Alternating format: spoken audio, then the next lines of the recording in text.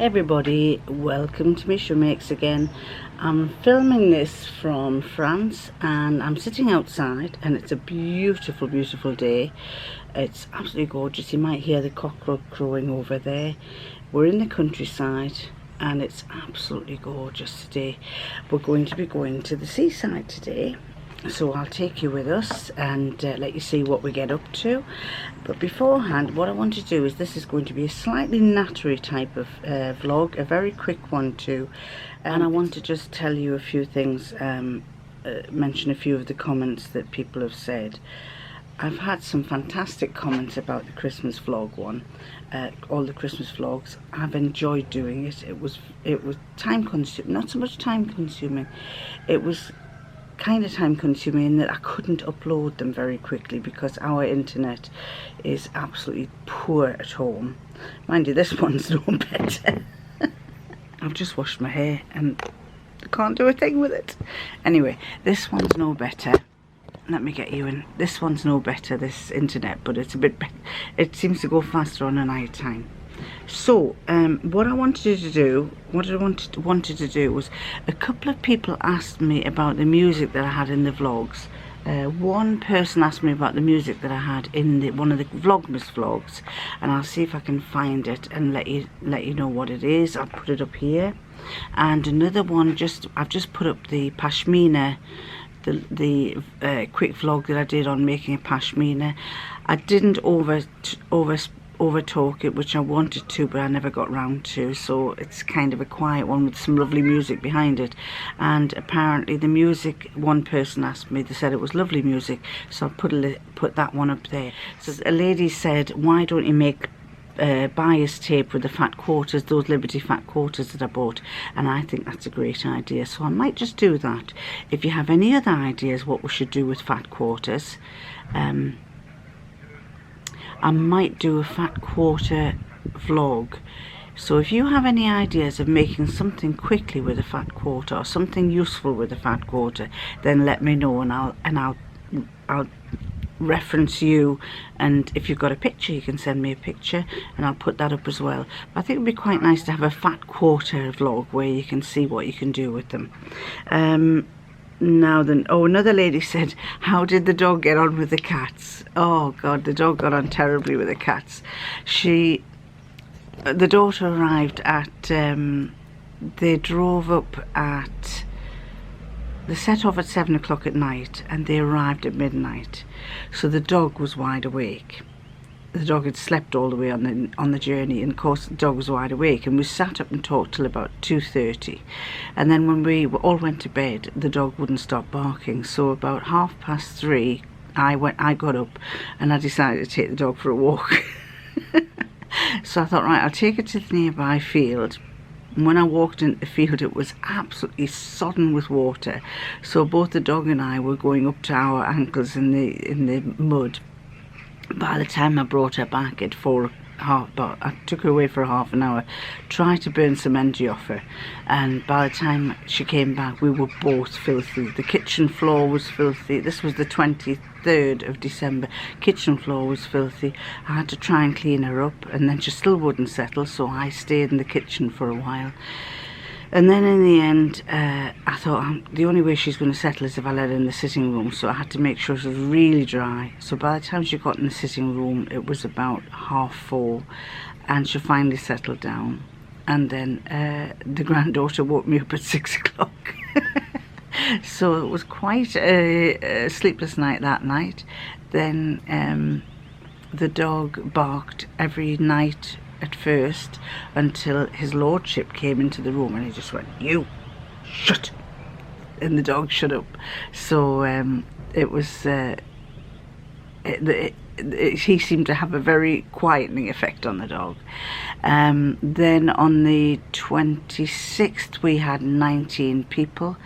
We all went out for a meal, but the meal was at midday, and so of course by the time we came back from the restaurant, it was about 3 o'clock, 3:30, and then they were wanting feeding again by about 7 o'clock, so we were feeding them at 7. And then my husband and I just seemed to be doing nothing but washing dishes. Clearing up and washing dishes. And then what happened next was I don't drink, as you know, and I kept running them back to the hotel, because they were each going individually to the hotel, left their cars at our place, and we had the 7 children, the 7 grandchildren. And to say that that was an up and downy type of night, it certainly was, with 7 of them. More for him than it was for me. And he ended up where did he end up sleeping? Oh no, he slept in his bed that night. I slept with the grandsons, and then the next day they all left. That night he was playing a gig, and I was so tired. I said, well, I didn't go, and I said, I'm going to bed early. So me and my daughter and son-in-law, we all went to bed early. Husband rolls in. He said, look, I'm going to sleep on the airbed, so will you blow the airbed up and put it in the conservatory? So I did that. We blew it up. It was really nice and tight and everything, really nice. And then apparently the next morning he was asleep on the sofa.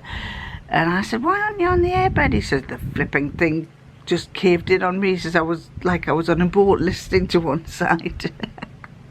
So,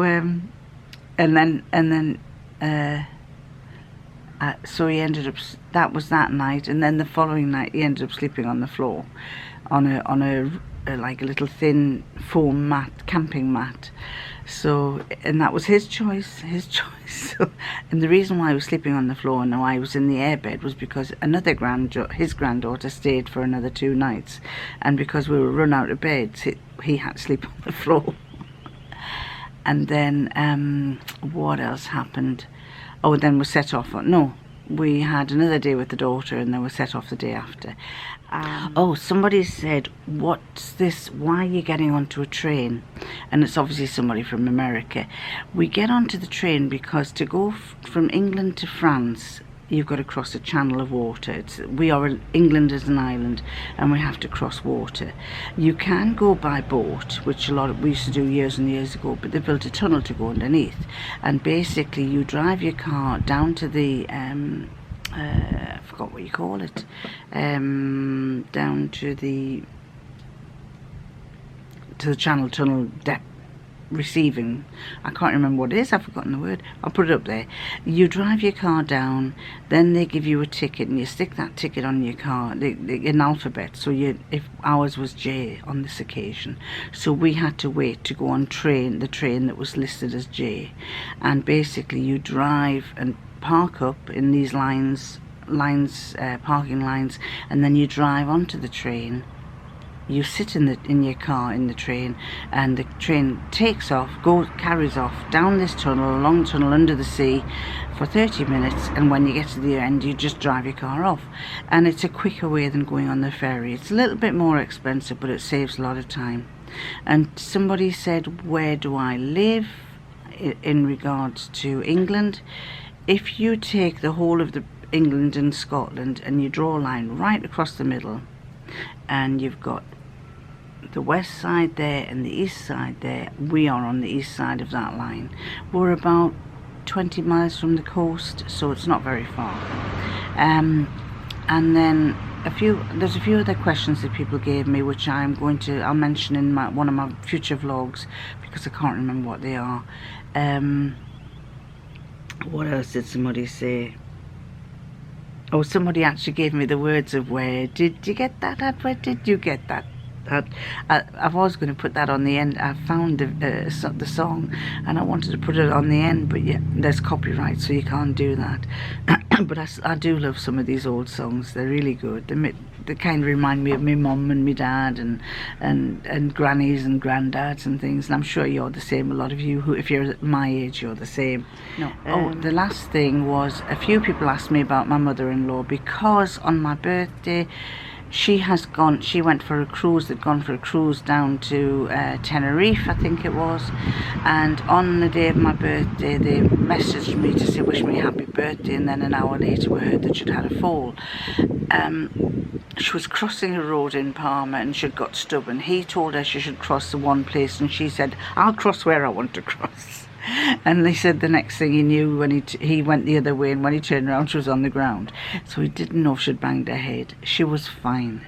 I've never known a woman be so unbelievably she takes a ton of tablets. She's got a pacemaker in her. She's very tall. She can put her leg up here better than I can.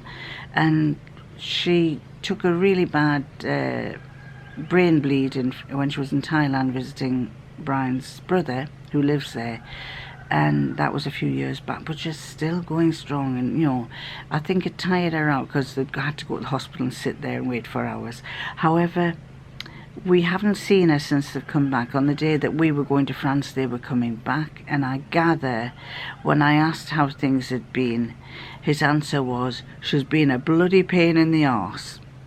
And that's the second time he said that. So I think we are going to have a rethink when we get back and decide on what we're going to do with mother-in-law, because she is getting repetitive. You can't have a conversation with her that well. I mean, we can. Brian and I seem to, but he has a low tolerance, which is what you hear from people who have to mind someone with dementia. So when we get back from France, we'll go and assess the situation, decide what we're going to do. It's not easy, and I'm sure a lot of you are in the same kind of position where you've got somebody who has dementia or Alzheimer's, and it's a tough time all around. So we have to try and sort this out. And I think that's about it. So what I'm going to do is, as I say, we're going to the seaside in France. We're going to drive there, and when we get there, I shall probably do a little bit of filming. So I'll catch you the next time. Bye.